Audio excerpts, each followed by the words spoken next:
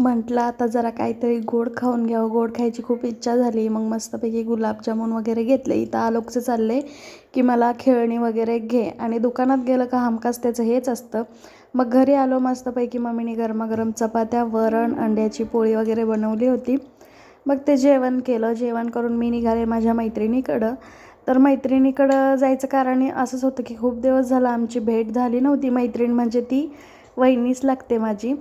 तर खूप छान असं व्ह्यू आहे इथं, म्हणजे पूर्ण पुण्यामध्ये नाही का असं शेतमाळ आम्ही जास्त करून पाहिलाच नाही. आम्ही जिकडं राहतो तिकडं एका साईडला आहे आणि खूप मस्त. तर इथे ती म्हणते व्हिडिओ काढू नको. तर मस्त आम्ही चहा नाश्ता केल्या आणि भरपूर साऱ्या गप्पा मारल्या. वेळ तसा खूप कमी मिळाला आम्हाला, पण किती पण वेळ मिळू दे कमीच पडतो. मग परत म्हटलं आमचं फिरायला जायचं प्लॅन झाला होता, पण कॅन्सल झालं काही कारणामुळे. तर ती खूप चिडली होती. तर म्हटलं जाऊ दे आता बघू.